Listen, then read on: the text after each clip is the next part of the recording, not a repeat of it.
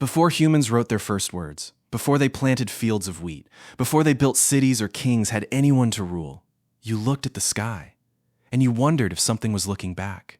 You couldn't explain thunder. You couldn't predict an eclipse. You couldn't understand why someone you loved could be alive one day and completely still the next. There were no telescopes, no laboratories, no textbooks explaining where rain came from or why the seasons changed. And yet, at some point, your ancestors did something extraordinary. They started talking to the invisible. They buried their dead with objects. They painted symbols. They entered dark caves and performed rituals hundreds of meters underground. They prayed for rain.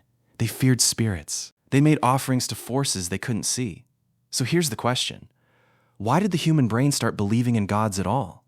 And the stranger question is, did religion create civilization, or did civilization create religion? Because the answer may completely reverse the story you've been taught about how humans became modern. And if you enjoy these deep dives into the bizarre things your ancestors did before anyone had an instruction manual for being human, subscribe to the channel. Because we're going back much further than temples and scriptures. We're going back to the moment when a dead body stopped looking like a body and started looking like a question. Imagine someone you love dies. You know exactly what happened. Today, you understand that the heart stopped. The brain stopped functioning. The body will eventually decompose. There is no mystery about the physical process. Now erase all of that knowledge. You're standing beside the body of someone who was laughing with you yesterday. Their face is still recognizable. Their hands are still there. Their clothes are still there. But the person you knew is somehow absent, and nobody can explain where they went. That may have been one of the first great mysteries humans ever faced. Animals respond to death too. Chimpanzees have been observed carrying dead infants for days. But eventually, the body is abandoned. Humans did something different. We started returning to the dead. We buried them. We arranged their bodies. We placed objects beside them. And sometimes, we gave them things they had no obvious physical use for anymore.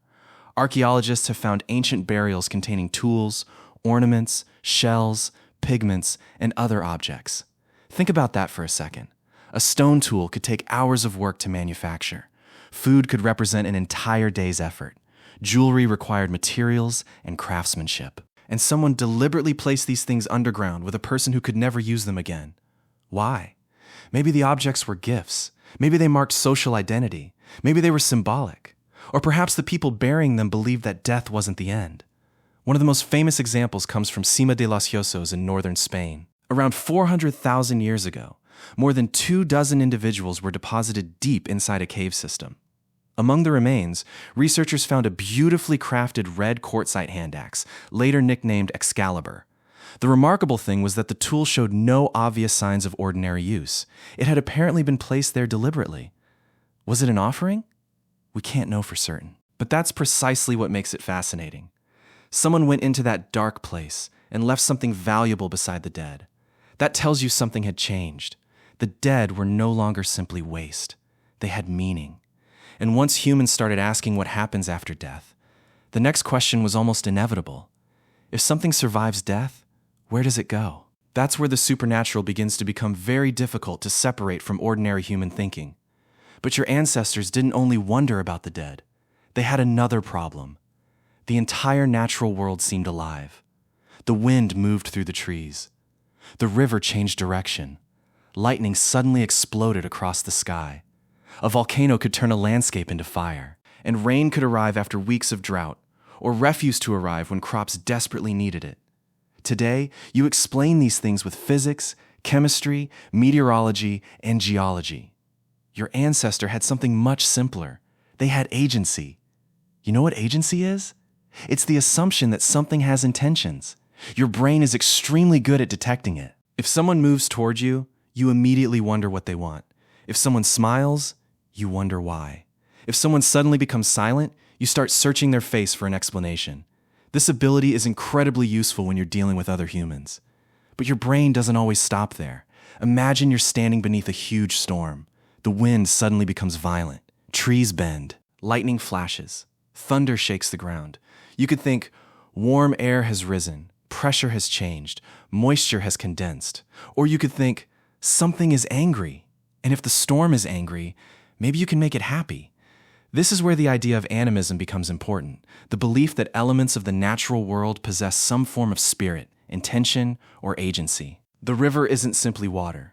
The river has a personality. The mountain isn't just rock. The mountain may be powerful.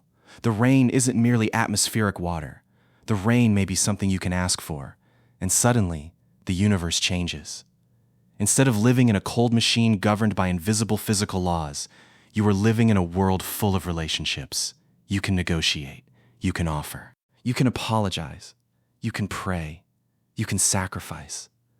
The storm is no longer just something happening to you. It's something you might be able to influence. And that is an incredibly powerful psychological idea. Because uncertainty is terrifying. But if the universe has intentions, at least you can try talking to it. Now imagine your entire group consists of 30 people. You know everyone. You know who hunts well. You know who steals food. You know who lies.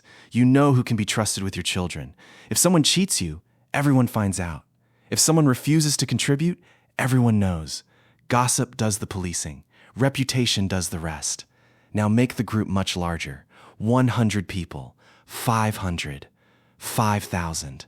Suddenly, you have a problem. You can't personally know everyone. And that creates something economists later called the free rider problem. Someone can take food without contributing. They can cheat when nobody is watching.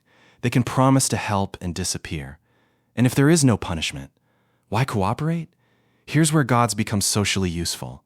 Imagine believing that even when nobody else sees you, someone does. You steal your neighbor's food. No witnesses. No punishment. Except the gods know.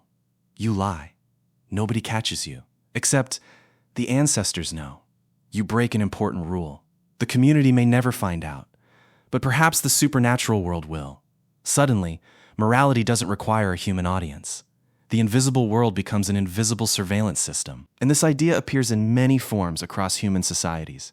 All-seeing gods, watching ancestors, spirits, supernatural punishments, sacred rules. The details change. The basic psychological effect is remarkably simple. Someone is watching. That can make cooperation easier. And cooperation is the superpower that allowed humans to do something almost absurd. Work with people who aren't your family. Build something nobody individual could ever build. And this is where the story takes a massive turn. Because for decades, archaeologists thought they knew the sequence. First came agriculture. Then people settled down. Then villages became larger. Then organized religion appeared. It sounds logical.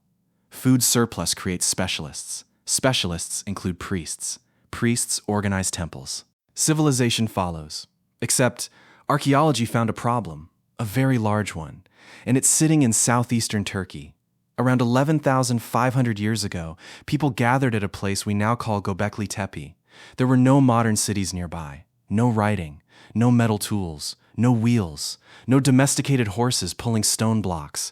These were largely hunter-gatherer communities, and they built something enormous, massive T-shaped limestone pillars.